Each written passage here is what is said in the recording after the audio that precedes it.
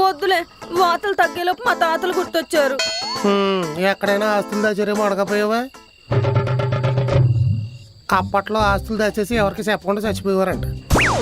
అయినా పెళ్ళైన కొత్తలో నన్ను పిచ్చి పిచ్చిగా ప్రేమించేవాడివి, ఇప్పుడు ఏమైంది? పిచ్చి నయమైంది. ఇంకేమన్నా చెప్పాలా? అది సమ్మర్ వెకేషన్ కి మా ఫ్రెండ్ సరళ వాళ్ళు చల్లటి ప్రదేశాలకి సెక్కేస్తున్నారంట. మనం కూడా సెక్కేసి అన్ని ఒలుక్కేద్దామా? అరే దీని గురించా? ఇందాక నుంచి డ్రైనేజ్ లో పట్ట కుక్క పిల్లలా గజగజ వణుకుతున్నావు. దీని గురించి అయితే ఏమి అనరా? ఎందుకంటే రే పంది పిల్ల మొకందానే. ఏ పంది పిల్ల అన్నా నేను ఫీల్ అయ్యావా? అయ్యో లేదు లేదు లేదు లేదు కదా. లేదు చెప్పండి.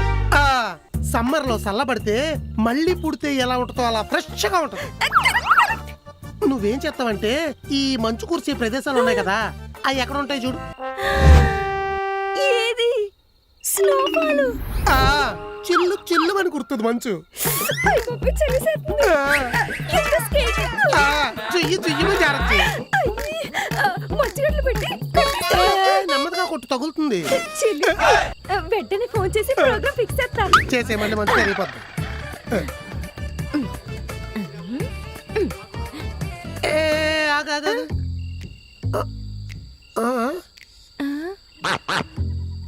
ఏమైంది? వాష్రూమ్ లో వాటర్ లీక్ అవుతుందా? ట్యాప్ ఆఫ్ చేయలేదా? ఆగను, వింటాను. నాకే వినపడట్లేదే. ఎల్లు చూస్తే కనబడుతుంది కదా. కరెక్టే, వాటర్ వేస్ట్ అయితే వరి అవ్వాలి. మీ గాలి తాకింది నిన్ను తలపేశారేంటి? తెల్లారిదాకా తీయకూడదని మోసపోయానా? అడ్డదడ్డంగా మోసపోయావు. స్నోఫాల్ అన్నా? షవర్ ఆన్ చేయి, చిల్లు చిల్లుమని వస్తుంది మంచు. స్కేటింగ్ అన్నా? టైల్స్ మీద షాంపూ వేసి తెల్లవార్లు చేయి స్కేటింగ్. తెల్లవార్లు బాత్రూంలో ఉంటే చచ్చిపోతారా? తెల్లవార్లు నాతో ఉంటే నన్ను చంపేస్తావే. సచ్చినా నేను నీతో ఇంకేమన్ను. సచ్చినా నేను నమ్మను. పాట పాడి మరి నేను నిద్రపుచ్చుతారా? నీది ఎస్పీ జానకి చిత్ర వాయిస్ మరి. ఏలం పాటేటి ఇల్లు మెత్తనగా నీ పాట మాత్రం విన్నావు, బెదిరించుకో. డోర్ తీరా. బయటకు వస్తే బెల్ట్ తీస్తా. వద్దు. మళ్ళీ సమ్మర్ చల్లదనం అంటావా? ఒక్కపోతే చల్లగా ఏసీ కూడా వేసుకోను. పక్క మీదకి వచ్చాక నేను ఎత్తు తింటావా? చిచి, కావాలంటే మంచి కింద పడుకుంటాను. ఉండు తీస్తున్నాను. నాడు గ్యాప్ దొరికితే చాలు కొమ్మర పురుగులో దొరుకు తినేస్తుంది. కుంకుడికాయలు కొట్టుకుని రాయిలా మొహం ఇది. ఎలా